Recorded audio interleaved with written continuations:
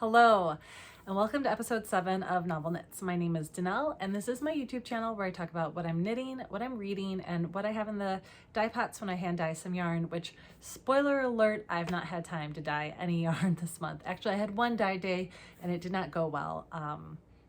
So I have to basically re-dye everything that I did. It was just an off day. It happens. So anyway, welcome. I'm so glad you're here. Thank you for joining me. Yeah, it's mostly going to be knitting today. I am coming to you from southeastern Wisconsin, where I live with my husband, our 2 kids, my dog Penelope, and the kids' 2 beta fish, Aang and King Carl. That's our whole crew. My parents live 1 house away from me, so that's my life. So today I have Vital Few, which I'm going to just talk about a couple of things. I'm going to try to go through it really quickly because I don't have a ton of time today, but I want to get this recorded so I can hopefully try to edit, we'll see, and get it posted this week at some point in time. And I have 2 finished objects. I have several works in progress because if you have watched my previous episodes, you might learn that I have great ideas and very, very poor follow through. So instead of focusing on my whips and whipping down, I cast on 4 or 5 new projects. So I have a lot of stuff to show you, and I'm really excited about that. You know, I'm just never going to be a monogamous knitter. I can't get there. It's not going to happen. I am who I am, so that's what we're going to go with. And then I'm going to do a really quick book club today. My hair is really bothering me. It looked good earlier, and then I took the dog for a walk, and now it just looks terrible. Well, and no shop news this week, but I will say, if you notice, there's a cute little pom-pom wreath behind me. That is an example of the pom-pom wreaths that we sell in our Etsy shop, pencil and string. My sister-in-law Heather puts them together, and sweet story about this one. I'd given her some yarn, some leftover yarn scraps. I'm like, maybe it'll work with some of the yarn combinations you're putting together. And she ended up making me this wreath out of all the yarn that I gave her because she said she knew I liked the colors since I worked with them. And I mean, it is nice and moody and I love it. And if you look carefully, like right here, that's my Felix sweater that I was wearing last week. So, or not last week, but the last episode. So I do love it, and it's very durable. We tried 4 times to hang this with some of those sticker things that are supposed to work on cement walls, and it fell down 4 times, and the wreath stayed together perfectly. So that's my glowing review about the durability of these wreaths as well. But anyway, before I jump into Vital Few, which I'm kind of already in, if you want to find me anywhere else, you can find me on Ravelry and Instagram as Novel Knit Girl. And everything I talk about today, shop, yarns, patterns, books, will be listed in the description box below this video. So if you don't hear what I say, or I say the wrong thing, because that does happen, the correct information will always be linked below if you're interested in more information on anything I talk about. So Vital Few. I read a New York Times article recently that really hit home for me. It was about, the title was "There's a Name for What You're Feeling, and it's called Languishing." And it was a beautifully written article about how we're not depressed, but we're not thriving. And I definitely feel like that is me to a T right now. I'm not depressed. I have bad days, but I'm not depressed, but I'm definitely not at my best. I'm having a lot of trouble with focus. I'm having some impulse issues with buying things. Just not at my best. I'm languishing. I am a languishing whip right now. So I haven't been working out as much as I'd like to. I haven't been watching my diet. I've been, drinking too many gin and tonics on the weekends, and it really hit home with, that's exactly what I'm going through, and I'd like to make some changes, and I'm having a lot of difficulty doing that. So I think it's just a reality right now for me, and maybe it is for you too. And reading that article was really spot on for me. So if anyone else is languishing, you can languish here with me, and we'll get through this together. Other than that, my husband and I did get our first COVID shot. We got the Moderna shot, and he really didn't have any side effects other than a bruise on his arm. I got the side effects about 24 hours after getting the shot. I got a headache, had a really bad brain fog. Like, I went into the bathroom to get some ibuprofen, and I came out and I had no idea if I'd actually gotten the ibuprofen. I went in again. I just couldn't remember. Like, that's, I mean, sometimes that happens, but like, I always kind of remember, but I couldn't remember. So I ended up not taking ibuprofen because I just couldn't verify that I'd done it. I didn't know if I fed the dog. I just sort of looked at my husband. I'm like, we need to make frozen pizzas tonight, and I just need to sit because I can't, something's wrong, you know, like nothing serious. And then that night I had some night sweats, which was disgusting. And then the next day I was fine and good and back to normal. So we have our next dose next week. And who knows? I mean, I may have the same symptom or side effects. I may have none. So we'll just kind of see. I'll play it by ear. But so that happened. I took I don't even know if I should talk about this because it's really weird. But I took a concealed carry class. I do not own a gun. But I've had a growing interest in just learning about gun safety and what the rules are. There's a lot of violence in the United States right now, and it feels like every day there's a new headline talking about, you know, people who've been shot. And I don't want my first encounter with a gun to be if it's being pointed at me. So I thought it was really important to learn the rules of conceal and carry, which they're different in every single state in this country, which is crazy, not wonderful. And so I did learn quite a bit. I held an unloaded gun and kind of learned the safety mechanisms. I will never probably own a gun, but it was just something I had an interest in. So I did that, but I am registered now to conceal and carry in the state of Wisconsin, should I choose to, but I won't choose to. And let's see, my dad had a really serious back surgery. He's home recovering now, but that was a big part of my week last week. So it's just been, I've been trying to find time to record a video or focus on finishing a whip or dye some yarn or go for a run, but it's just been a lot going on. My daughter's turning 13 this coming weekend, and my son's in tournament season with baseball, and so there's just a lot of baseball going on right now and a lot of dance stuff going on right now. My daughter's in competitive dance season, so we're pretty booked up until the middle of June, and I think, aren't we in a pandemic? Yeah, well, it's Wisconsin for you, but you know, I feel safe for us because we've had COVID-19 and we have antibodies right now, but I do feel like things are like really ramped up for being in a pandemic, but it's life, and we're doing the best we can. So, but we're glad my dad's home safe from surgery. See, you can see where my brain is. I'm just like jumping around everywhere, but my dad's home and he's recovering. It's going to be a long recovery. So it's been some added stress too, because normally my parents pick my kids up from school. So my husband and I have been doing a lot of that driving, and it takes an hour because you have to get there early to get in line to pick up the first kid at elementary school, then get him dropped off at home.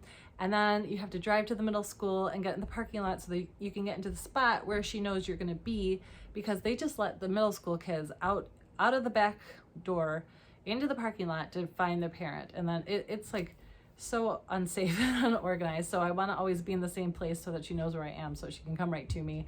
And that's what my parents do. So yeah, it's been a lot lately. But anyway, enough about that. Let's move into the knitting and finished objects, because I have two and I'm wearing one. This is a break and tide shawl, and this is a test knit for Tiff Neilan, and it is being released this week. So this was another reason I really wanted to get this episode out this week. And it is just gorgeous. I'm going to try to hold it up so you can see all the different stitch patterns, but this might not work great. So here.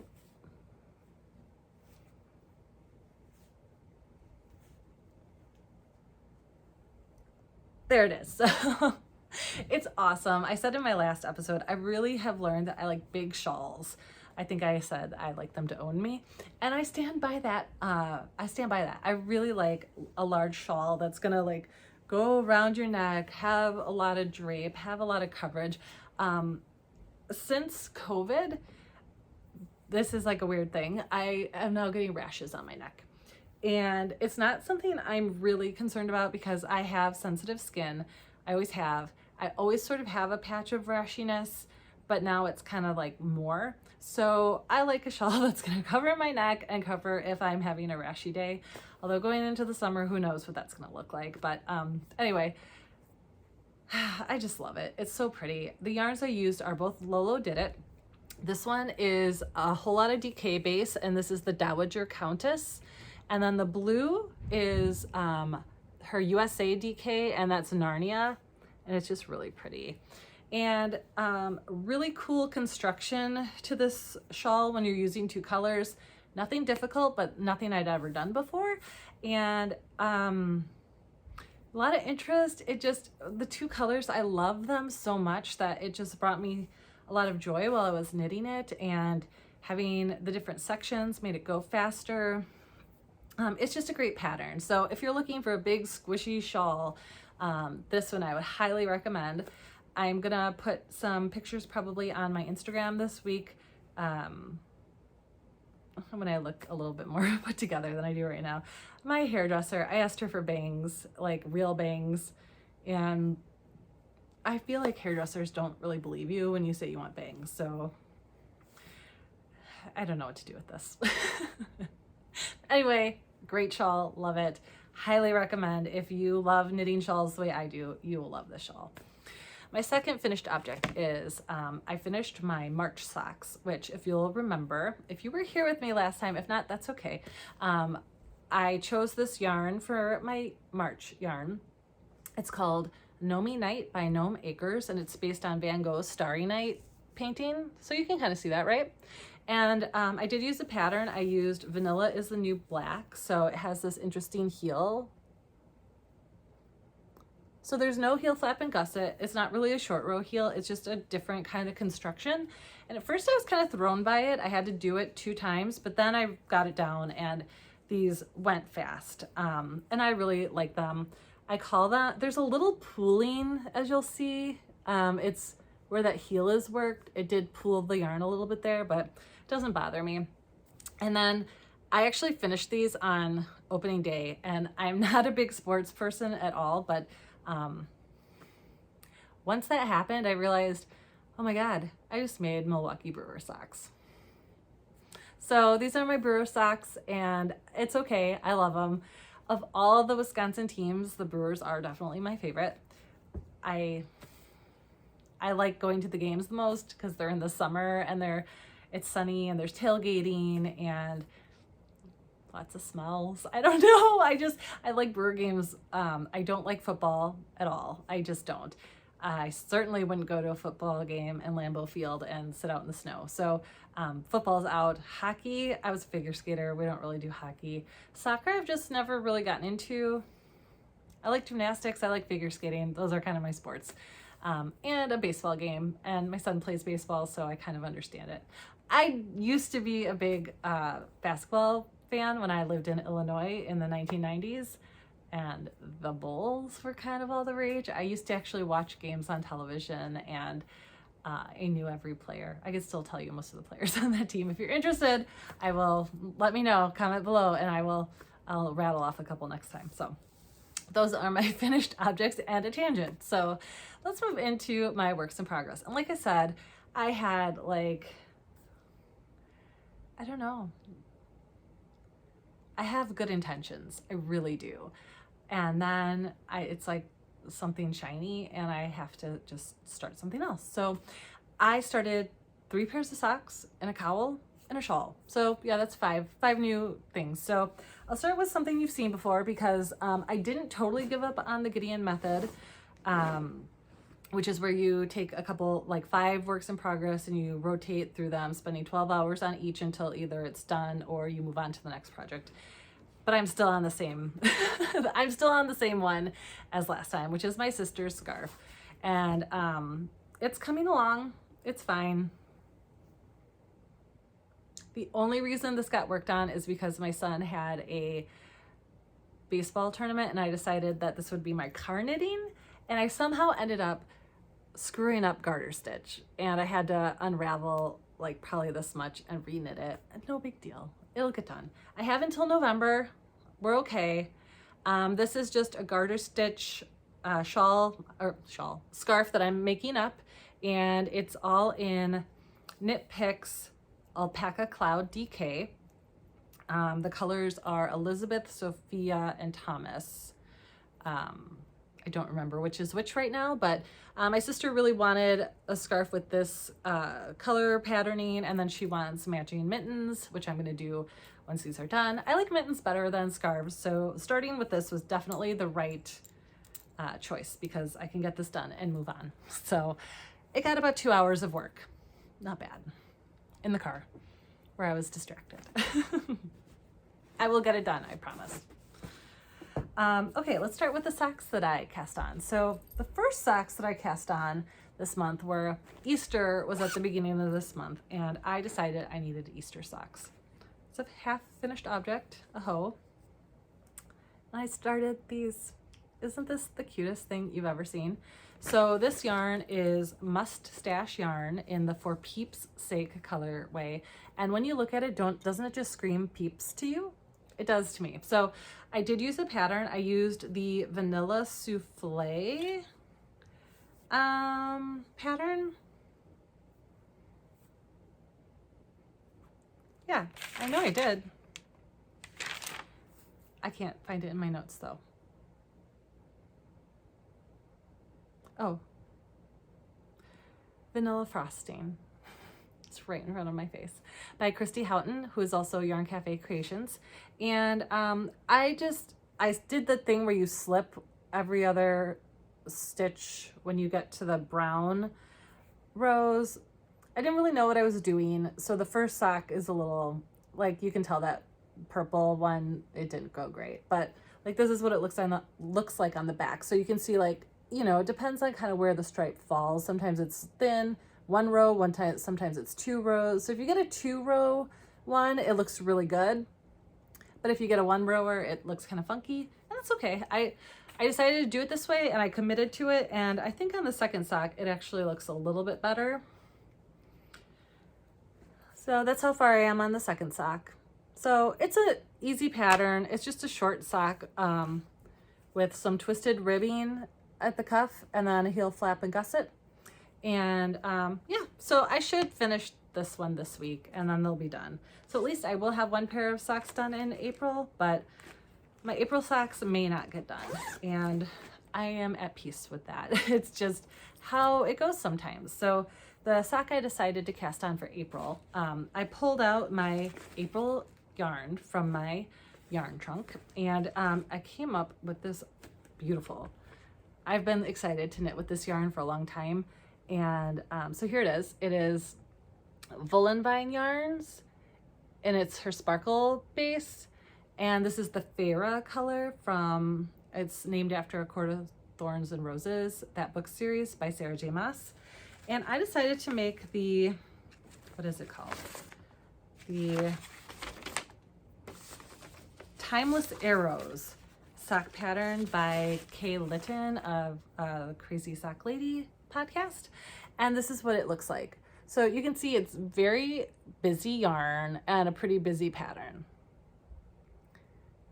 And I really like it. It's a fiddly pattern. It's not difficult, but all of these stitches, a lot of them are cables. So it's little 1x1 cables that make the pattern, and you do it without a cable needle. That's her instruction, which is really helpful, but it's just fiddly. So while it's not hard and while I love them, I don't think I'm gonna complete another full sock in the next 5 days.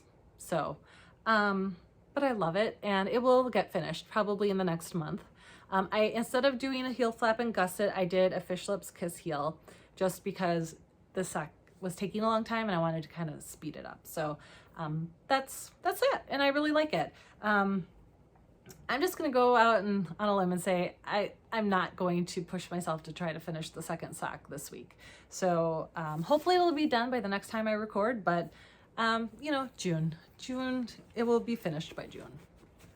So then I needed a sock to work on at my son's baseball game that didn't have little teeny tiny cables and wasn't a heel flap and gusset, because the shorty socks, once you get past the heel flap and gusset, it's just easy knitting until you get to the toe. But you know, I just didn't want to be working on that at a baseball tournament. So I casted on another sock. And here she is. It's just a plain stockinette sock. I call it a vanilla sock. I just dropped it. So this is just 64 stitches on size 1 US needles. I think it's a 2.25. And this is Lolodidit. It was a Downton Abbey sock set. This color is called Married to the Chauffeur, and this color is called Eloped. And I really do like this a lot. This is kind of a busy color for me, but it goes on my feet, just like the For Peeps sake. I feel like you can do anything on your feet. And this base is super duper soft. I'm really loving it.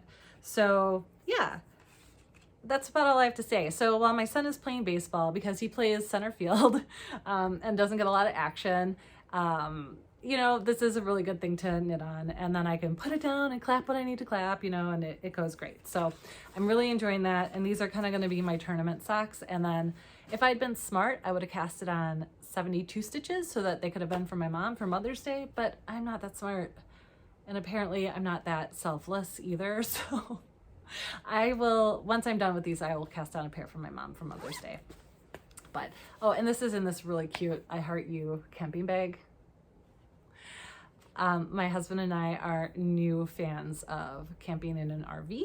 So to the point that we're even thinking we may own our own RV someday. But right now my parents have one, and we took it out last summer, and we're looking forward to taking it out a little bit this summer as well. So now I'm all into camping. If you knew me very well, you'd know that's a kind of funny statement because I never used to be, but you know, working for an environmental organization and having access to a toilet and running water and a bed while you are camping are game changers. So, all right, let's keep moving here so that we can get through this because I only have about 10 more minutes. So this could get real quick. And another camping bag from Fancy Boy Designs. This is my glamping bag.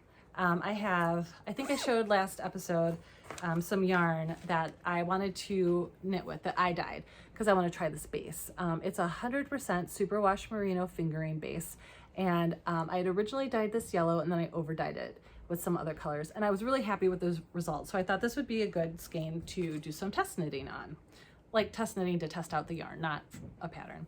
And so I started the Paris in Berlin cowl by Joji Locatelli. And here's how it's knitting up. Right now I'm just in like this textured section, so there are like little textured purl bumps in there, but it's a really nice pattern. I'm really enjoying the pattern. It's easy. It's something I can work on like really quickly, like if I'm in a meeting that I don't need to participate. Like we get a lot of meetings where it's like you're just presented information, and it helps me concentrate to do some knitting, and this is really simple. So sometimes I will knit on this in a meeting, or if I get like a 10-minute break where I'm just like, you know what, I'm going to switch projects, so I'm just going to knit for 10 minutes. That's this is what I've been working on. So it's going kind of slow, but I don't mind. And I've decided I like the space a lot. I don't think 100% superwash merino is a super popular base, but I like it, so I think I'm going to carry it. So yeah, so that's that. I also started my Comfort Fade Cardi by Andrea Mowry, finally. I did join the knit along with the Grocery Girls. I mean, loosely, I said I was going to do it, and I started it. So that's how I'm joining the knit along. And I just separated for the sleeves the last time I was knitting. So here it is. I really like this. This is really cool. If you're not a knitter, this is a really popular cardigan. And what you do is you start with one color and you kind of fade into a second color. And then now I'm in my second fade where I'm fading into a third color. So this is yarn from La Bien Aimée. I sort of splurged on this because I haven't really worked with that yarn before. She's a Paris yarn dyer, and I was really excited to work with the yarn, and she put together fades for this knit along, and I really love this one. So this one is called the Winterfell fade, and so this color's Winterfell. The second color is the North, and I just started fading in Patagonia, which is this color, and then my last color will be Dusk, which is this kind of pink. And I'm not really a pinky person, but I seem to be knitting with a lot of pinks right now. So I'm not sure what's going on, but I'm not hating it. So I think I'm choosing the right pinks at least. So, oh goodness. And I don't like when your yarn cake decides to go crazy on you. This is when I think I should invest in some of those like little yarn hug. Oh, well, it just worked itself out. So I don't have to worry about that. So yeah, I'm really enjoying that project, and I'm hoping to finish this by my birthday, which is at the end of June, kind of as like my birthday gift to myself, because clearly I'm not buying any more yarn, not allowing myself to. Gotta stop. And then finally, I had kind of a cheeky cast on where I've had in my queue forever the Find Your Fade shawl by Andrea Mowry. So the Find Your Fade was kind of what she started with, and then she went into like all sorts of different faded shawls, and then her So Faded sweater, and then the Comfort Fade cardi. So she sort of created this like how you can use single skeins of yarn in your stash and kind of use them together concept. So, but the Find Your Fade was the first one, and I wanted to knit it forever. It's a huge shawl, like it will be humongous. It's 7 skeins of yarn, and I'm really looking forward to it. So this one, it's like a longer term project. I'm not gonna ever go real hard on this, but I've had the yarn caked up forever and ready to go. And so I just decided this week to cast it on, and I did. And here it is. It's my little thong right now. So it will not always look like a thong, but this is section 1 that I finished. So just a little garter stitch section. And so far it's going really great. I'm using 5 skeins of hedgehog fibers and 2 skeins of long dog yarn. So I'll show you the colors that I have, but I don't know that I'm gonna say the right ones at the right time. Like, I don't know if I know looking at them what I have. So this one I know is Echo. It's really pretty, just very light. It's, again, it's like with those speckles, like this is not normally me, but I'm feeling it lately. My second color is gonna be Taffy, which is pink. And I'm gonna do all of the hedgehog first, and then I'll move into the long dog. It's animal themed apparently. I think then and here's where I'm not 100% sure which order I'm gonna go in yet, but these are Ozone, Serengeti, and Method. I feel like Serengeti doesn't totally work, but I'm gonna make it work because I really actually need green in there, and I like this color. Ozone is more like, this is sort of my palette, and this is just a pretty color. And then the long dog yarn colors are Monster Mash, which is, I'm pretty sure it's this one. It was like a Halloween color, and then Nudibranch. I think it's maybe an Outlander color. I'm not sure. Nudibranch. So to me, that's a nudie branch, but I know that's wrong. So these are the 2 that I'm going to end the shawl with. So I think the purple will be the last one. So I think it's going to be fun. And if I don't do my fade perfectly, I'm not going to worry too much about it. I like all the colors. I want this big blanket type shawl for the summer, for life, for everything. So I'm really excited about it. So those are all my projects, and my shame of not being able to focus on whips and having to cast on all the new things. But you know what? There are worse things. I don't know what they are, but there are worse things, you know? I could be like the guy in my concealed carry class when asked, why would you shoot someone 6 times? And he said, because I wanted to kill him. And everybody else in the class was like, what? And the guy's like, no, you wanted to stop him. And he was like, no, I wanted to kill him. And I was like, people are definitely different. He realized the error of his ways. Like, socially, I'm not sure if in his heart he really realized the error of his ways, but you know, I don't have to see him again. All right, let's move into a very quick book club. I've learned from doing this that like as much as I love reading books, I'm not especially great at talking about them. So I'm kind of gonna breeze through this a little bit and not make this such a big part of the episodes because I feel like I'm not great at it. So I read quite a few books. I finished November 9 by Colleen Hoover. And that was, the premise of that is these two, a guy and a girl, they're like 18, very young. And they meet on November 9th in sort of this like really interesting way. And they decide that they're going to, they like each other, but she's about to move across the country from him. So they decide that every year for the next 5 years on November 9th, they're gonna meet in the same place at the same time and spend 24 hours together and not have any contact for the rest of the year. Which that premise to me seems very unbelievable.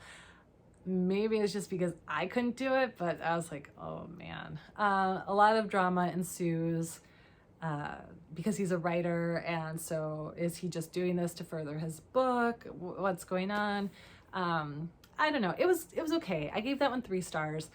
I liked it, but again, like you've got to buy into a concept for it to work. And I know not everybody is me, right? I don't believe the world revolves around me, but I think it'd be very difficult to just be like, yeah, I'm going to fly back to LA and hope this guy is there on this date. Like, I don't know. I had a hard time suspending my belief on that one, but it was meet cute. It did what it was supposed to do for me, which like was a little bit of a palate cleanser. By the end I had, the oh good, happily ever after feeling. So that's what I needed. So I didn't mind it, but it wasn't one that I would really recommend. I also finished The Guest List by Lucy Foley, and I really liked that book. I gave it 4 stars. I probably would have given it 5, but the end just tied up a little too neatly. And, we got to have a little mess there sometimes. So I liked it a lot. It's just a classic sort of murder mystery. And I love that kind of thing. So if you like a classic murder mystery, it was great. The concept is there's a like D-level celebrity wedding on this island. There's a murder, who done it and why, while kind of going back in time and showing the connections between the people. And I loved it. I thought it was great. I have her other second book called The Hunting Party. I don't know if it's second or first, if it came before or after, but that I'll be reading at some point in time this year. I did like it a lot. And then I read The Giver of Stars by Jojo Moyes. This book right here. I really liked this book a lot. I was a little wary about it because I'd heard that Jojo Moyes had been accused of plagiarizing this book, which as someone who has a writing background really bothered me. But I read it and I adored it. I thought the characters were wonderful. The storyline was fantastic. I just really, really, really liked it. I don't want to get into the plot, but let me just tell you, it's fantastic. And I really hope that those plagiarism accusations are not true, because that would really ruin it for me a little bit. Because I did like this book a lot, and I'm gonna die on that hill that I thought it was good. So hopefully all is good there. Let's see, did I finish anything else? I finished on Audible The Forest City Killer by Vanessa Brown. I listen to and read a lot of true crime, and I didn't think this one was great. It just didn't feel real focused. I listened to it, and there were times when I was like, where are we? Who are we talking to, and why? I just felt like the organization wasn't great. I gave it, I don't know, maybe 3 stars, maybe 2. I've listened and read better true crime stories. So, I think it's an interesting case that could be explored more. And I just feel like her way of going about it was a little, it didn't make it stick for me. So that's why I didn't love it. So not that the premise wasn't interesting and that it's not an important case and something I hope is solved, but I just felt a little lost the whole time. So that's that. My bedtime book right now, as I like to call it, is Family Upstairs by Lisa Jewell. I'm liking this one. It's not my favorite, but it's much better than the last book I read. The writing's really good. The story is interesting and compelling. Again, a little bit of a mystery. A woman turns 25, finds out that she is the baby who was left in a home with 3 dead people who died by suicide in a cult. And it's sort of all the other people that are sort of connected to the story coming back because she inherits the house at 25 that this happened in. And I feel like it's going to start getting really interesting here, and I'm going to figure out some stuff that's happening. And so I'm liking it. It's keeping my interest, and I'm enjoying it. Well written. Good book. I started on Audible a book called The 2 Lives of Lydia Bird, I believe. I don't have the author's name in front of me. And it kind of has the feeling sort of like a P.S. I Love You. This is going to be my last sort of romance for a while. I can kind of tell I needed it, and now I don't anymore. So it seems like a good book. I'm not very far. Kind of is giving me P.S. I Love You vibes. So yeah, we'll see where it goes. I'm liking it. And then the next book I'm going to start is going to be this beauty, The Firekeeper's Daughter. The prettiest book cover I think I've ever seen, and I've heard some interesting things about this, so I'm really excited to give this a read and see where that goes. So that's about it for me today. I thank you very much for joining me. If you're still here, I always love connecting with people. Please like and subscribe. If you like what you saw here today, please leave a comment, ask a question, help me get these videos out to more people. I'd really like to have more than 14 viewers, although I appreciate all 14 of you. I would like to just maybe have a little bit more viewership just so that it doesn't feel so much like I'm doing this for myself. Although, you know, that's not too bad either. So thank you very, very much. And I hope you have a great day, great month of knitting. And I will see you sometime in May when I have a teenager. Bye.